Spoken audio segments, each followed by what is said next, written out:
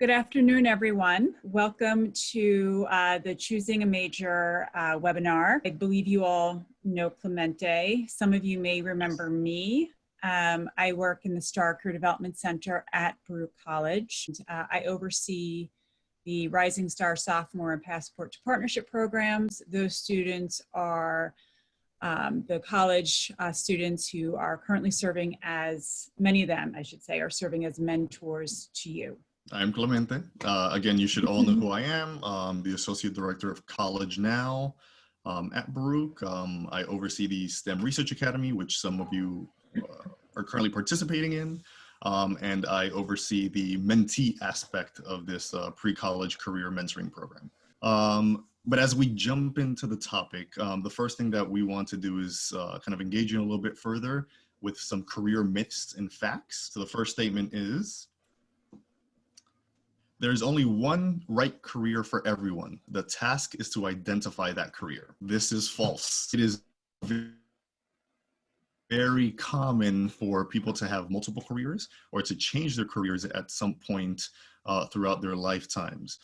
The same can be said about majors. So once you go to college, students oftentimes think that they have to know exactly what they're going to be majoring in. And more often than not, students are undecided, and they may take their first, second, and even third year to determine what they want to major in. And there are often times where individuals select a major, and then they change their major. So for example, with myself, I attended Baruch College thinking I was going to major economics and finance. Long story short, I got a degree in psychology, and I still graduated within the 4 years and so forth. For the most part, this is false. There are definitely students who have a very good idea of what they want to major in or pursue as a career.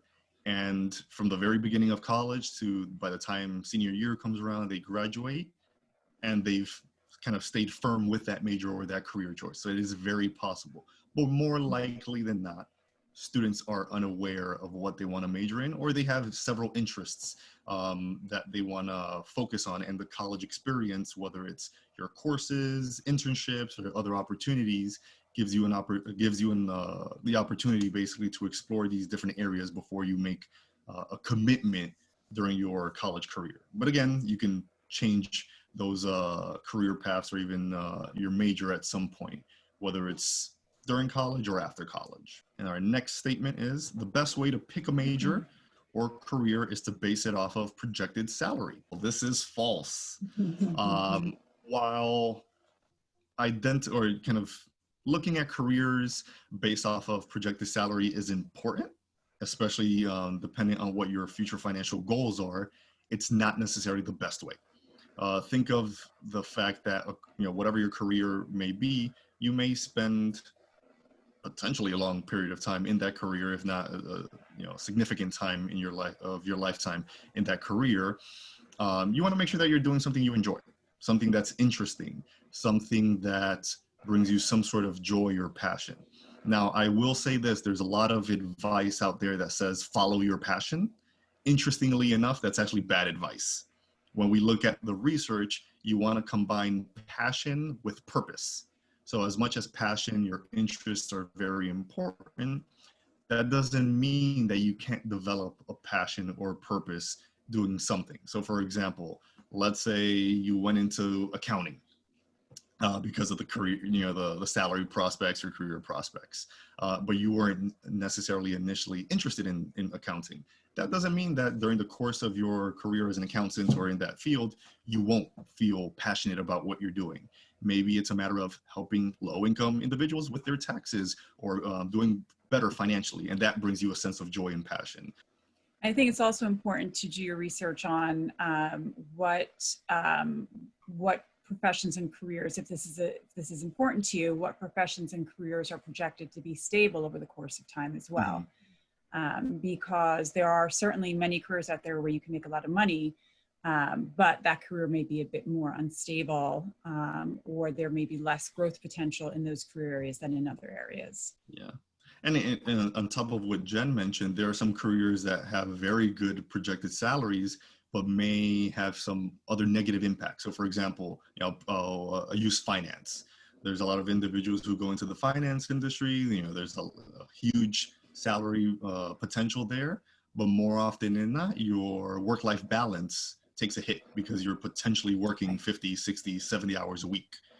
So, pros and cons of everything. And ultimately you have to identify kind of what's valuable to you, and what you're willing to maybe sacrifice for something else as well.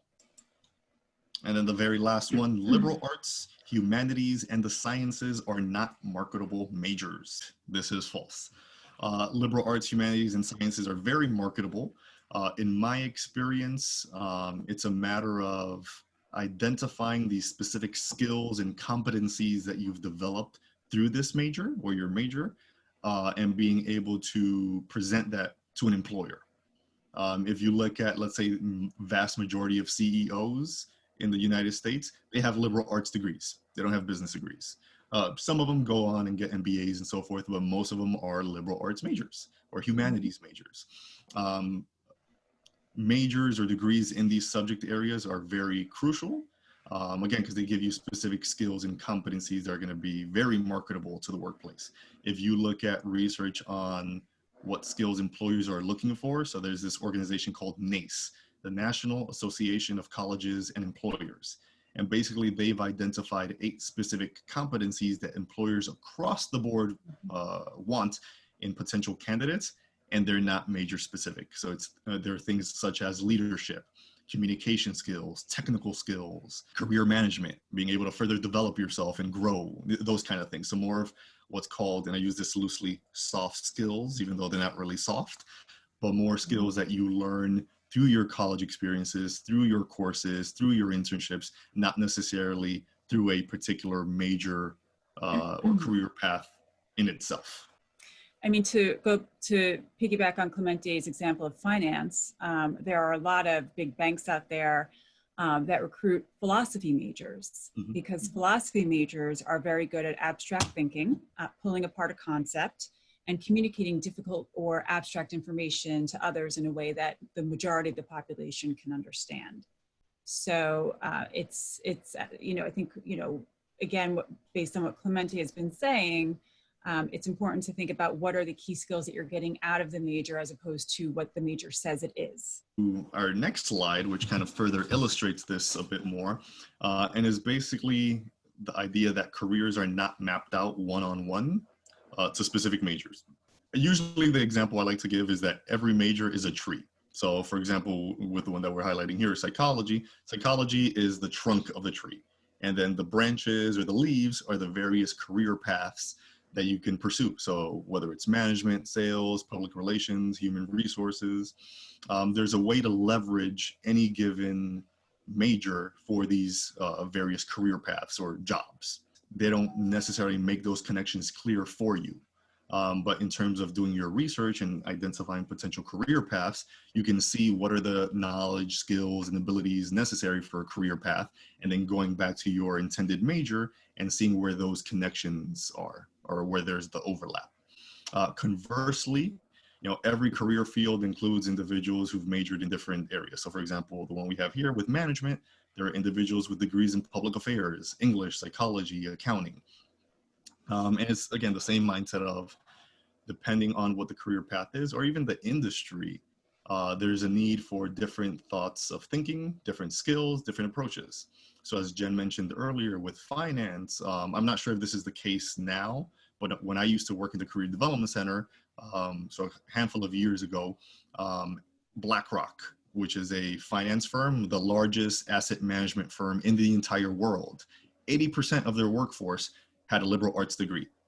Mind you, again, this is one of the largest finance firms in the entire world, and yet the vast majority were non-business majors. A way to start thinking about sort of, first of all, it's sort of like what comes first, the major or the career. And so it's all about interests. It's all about what's important to you. It's all about what gets you going, what motivates you. And then these two sort of dovetail into each other. Within a college, depending on where you're going, you need to declare your major sometimes sooner rather than later. And I mean at Baruch, it's many times rather than sooner.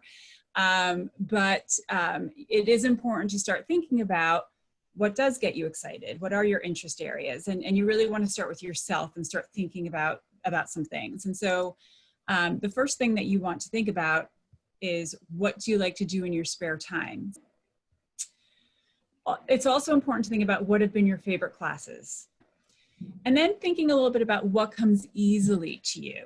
I know when I'm working with my college students, I'll say, well, what are some things that come easily to you? And they'll mention some things, but they don't think it's a big deal. And I'll say, well, are your other friends good at these things too? And they may say, well, some of them, because we have a lot of the same classes. But if you talk to a majority of individuals, they may say, no, actually, those things don't come easily to me.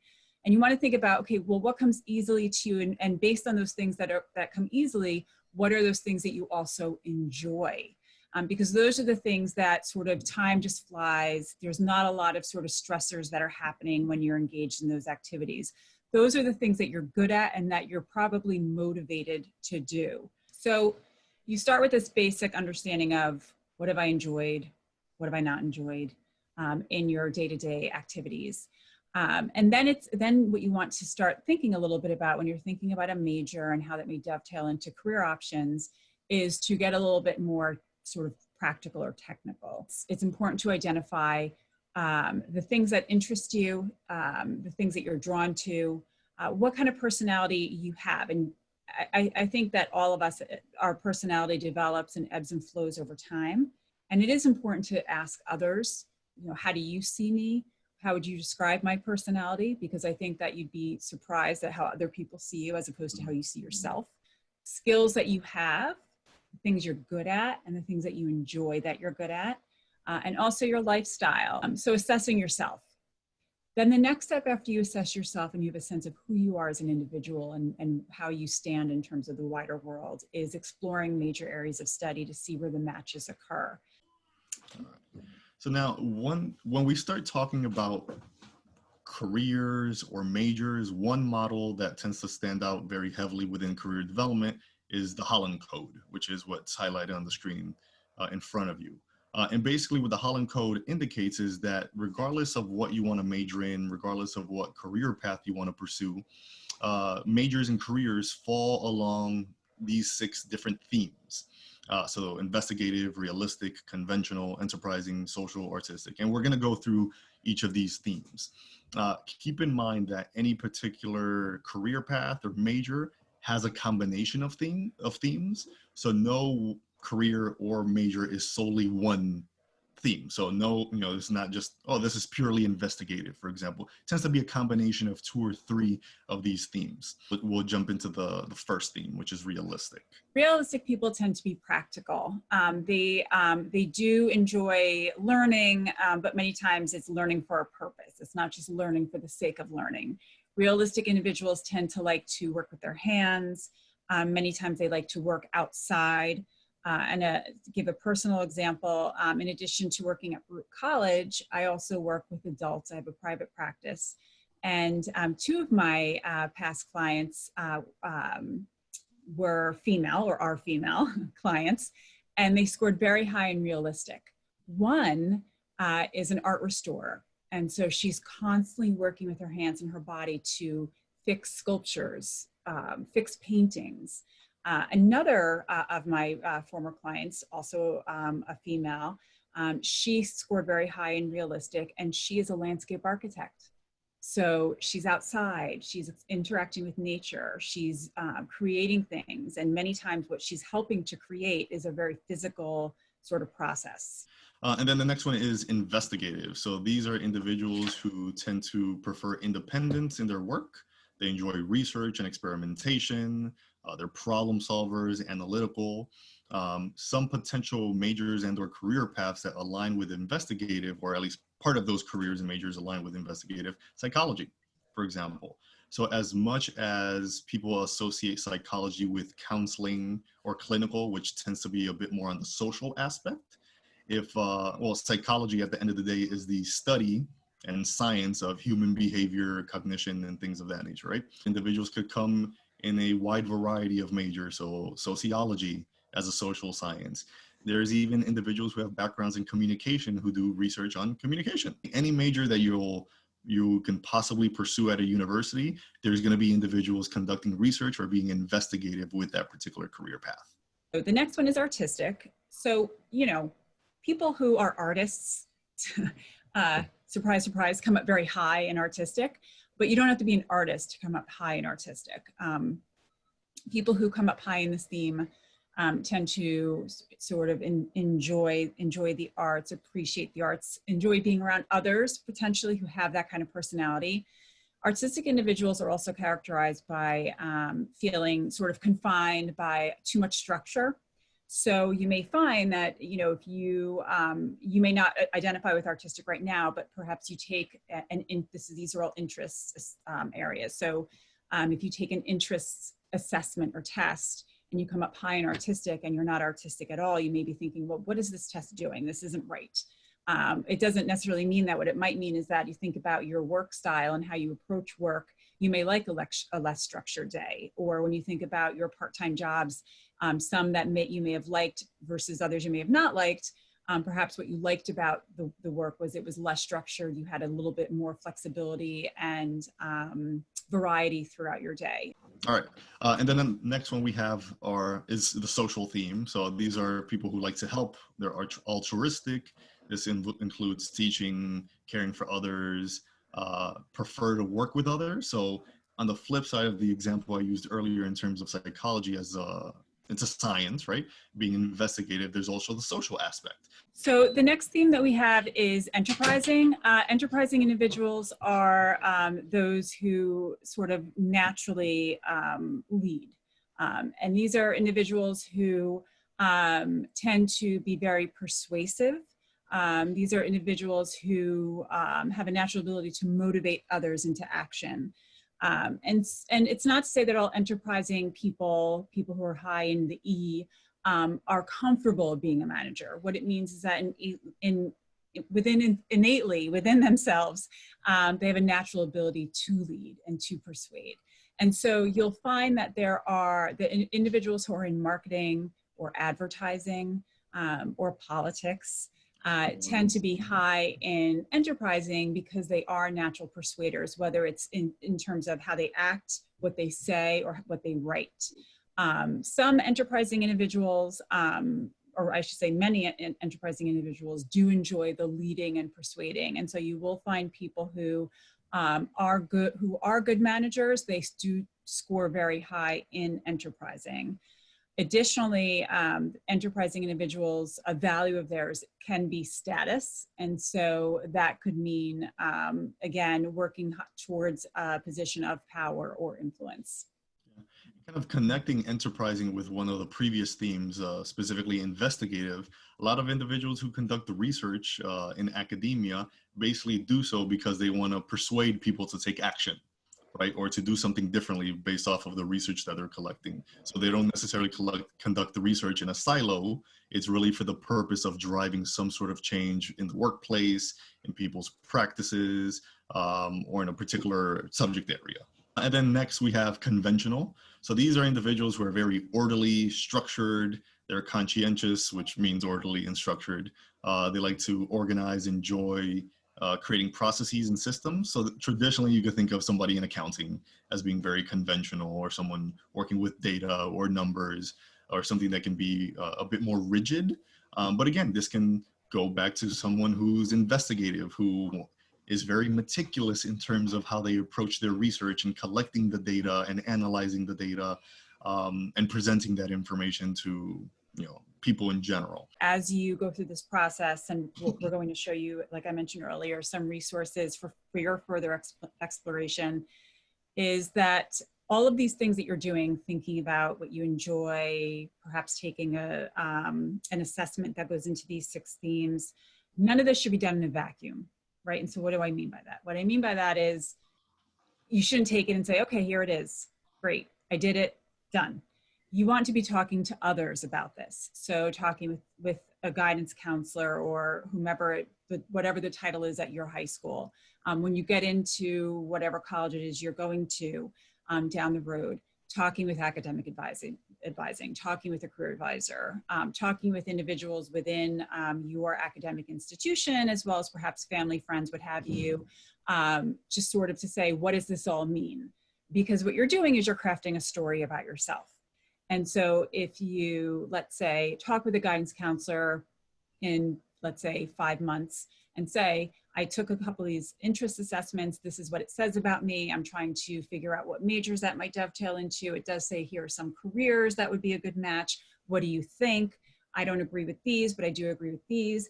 What you're able to do is also articulate, I agree with these things and this is why. I don't agree with what it's saying and this is why, because you're doing some assessment on yourself. So you're going in more confident. At the same time, you're starting to build what Clemente mentioned earlier is these sort of career readiness areas where you can confidently articulate, communicate to potential employers and others who you are, what you have to offer, what you know about yourself, and why you're there in an interview or whatever it may be. It highlights some very useful information. So this is the ONET Interest Profiler. So the link is on the screen. It's basically an assessment to identify which themes you fall into, right? So it's a great way to kind of do some self-reflection, but it's also very useful to take an assessment to kind of help point you towards the right direction. So I highly encourage you, each of you, to take this assessment. I think it's relatively short. I think it's only 30 items, the short version. And at the end of it, it'll indicate which of the themes best align with your values, interests, and so forth. But it will also highlight different careers that align with those themes. It's also, Clemente mentioned earlier that, you know, these things are like trees, right? They sort of branch out in all directions. And ONET is tied to the Department of Labor, and the Department of Labor categorizes various careers or what they call occupations.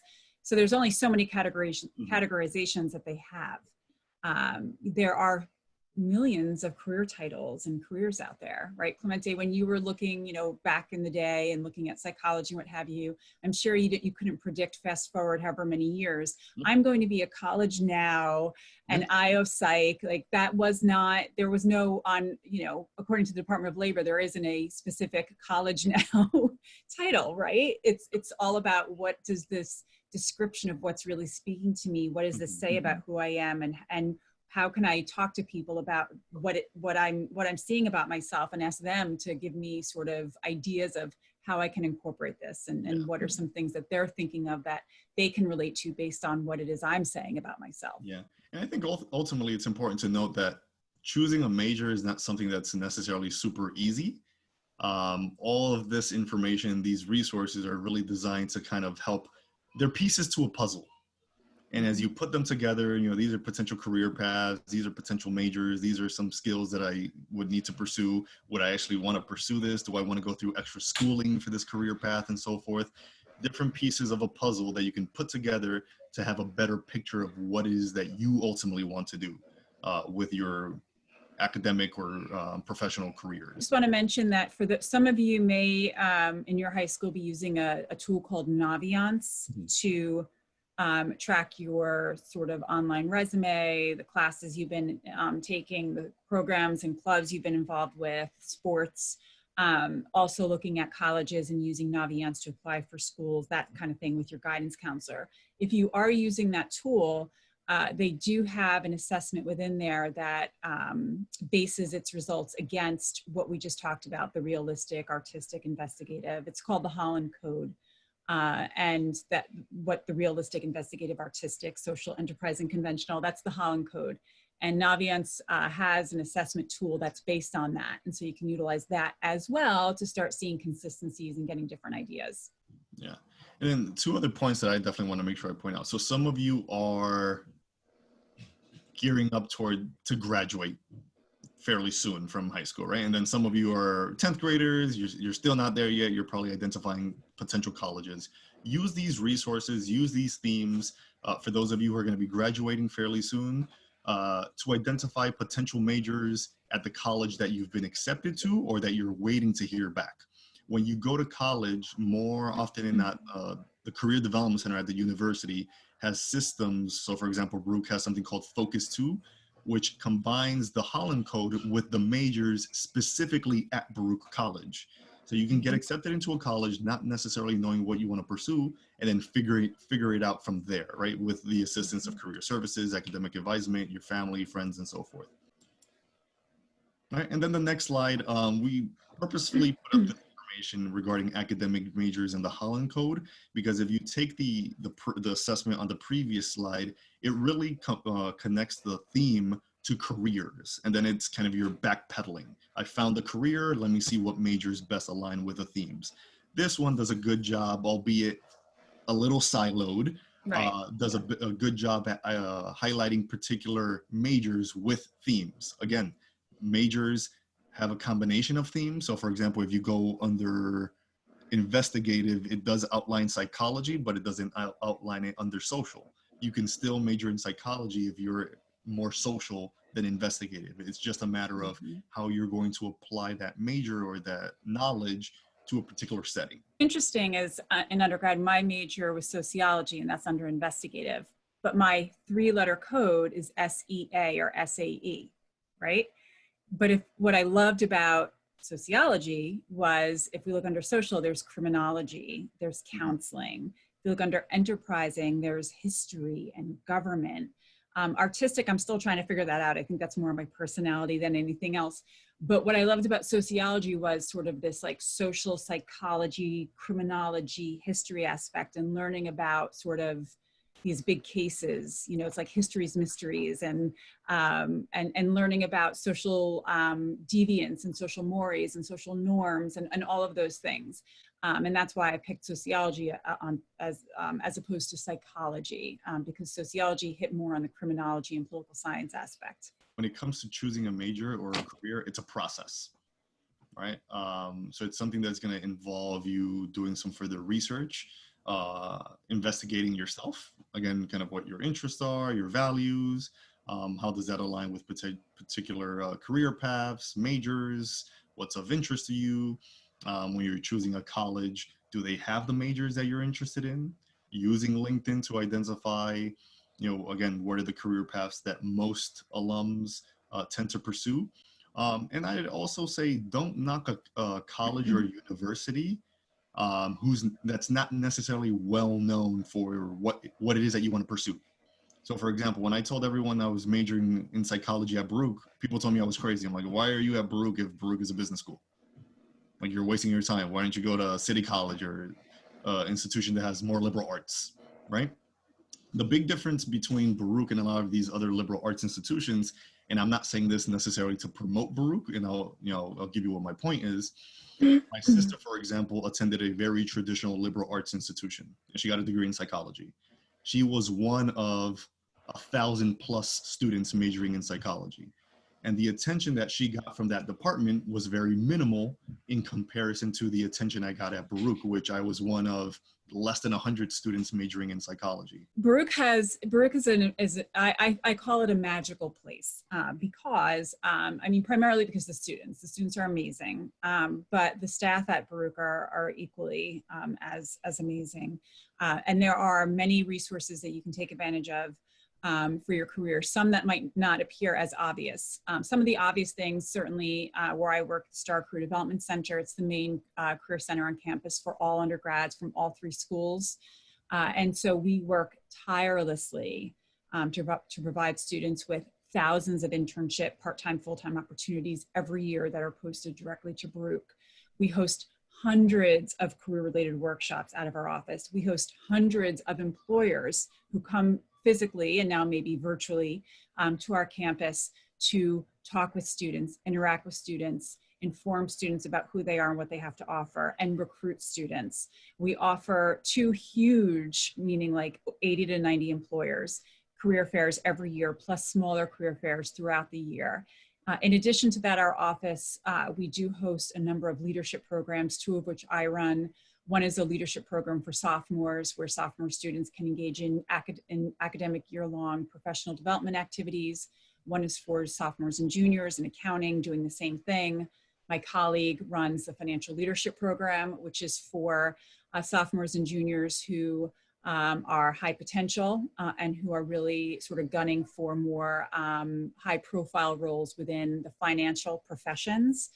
In addition, we have a part-time pre-law advisor who hosts numerous pre-law school related events. She takes students throughout the tri-state area to different law schools to learn from different judges, professors, current students, and alumni.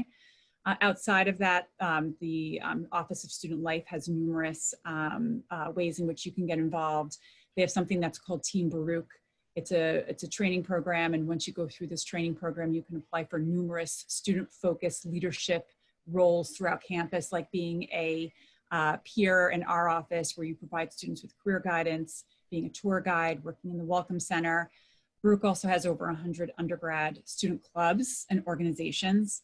And that's a really great way to not only feel more connected to the community because it is a commuter campus, but also to gain career-ready skills and experiences that you may not immediately be able to get through internships because you're a first, second, maybe second and a half year student, and you don't have enough classes yet to engage in internships. So that's just a few things. And then two additional points I want to make with regards to that question are, the first one is when you go to college, regardless of what institution it is, the resources are there, but it is up to you to go and seek out those resources. Absolutely. Unlike high school, where your teachers, your guidance counselor may be constantly on top of you and say, hey, we're having this career workshop. You are going, it's required. In college, you'll get the information about all the events, the counseling that you could do with the Career Development Center, but it is up to you to physically go to the department and walk into that workshop. No one's going to force you. The vast majority of colleges have a Career Development Center. When you look at the data that Baruch produces from the Career Development Center, the biggest differentiating factor for students who are employed versus those who are not employed by the time they graduate Baruch is how many times they've used the Career Development Center. It's not GPA. The GPA, or the average GPA for the employed versus unemployed students is virtually the same. I think it's like 3.1 to 3.2, something around those lines. The big difference, again, is how many times they've utilized the Career Center. So that's like 160 for those who were employed versus like 80 times for those who were unemployed. Now, I say this not to make the argument that if you go to career services, you're going to get a job, right? Or you're going to be successful. To me, it's much more indicative of that student who's proactive. They're proactive about their career development. They're going to workshops. They're talking to employers, even if you're not necessarily interested. You know what? I'm going to go and find out what this company is all about. I'm going to career fairs. I'm getting my resume reviewed. I have an interview coming up. I'm going to go and have somebody in the Career Center help me with a mock interview. So again, it's about being proactive and taking advantage of these resources and doing so consistently throughout your academic career. Okay, so thank you. I know we're a little over time. Thank you all for being such attentive participants and for taking time out of your afternoon to spend with us.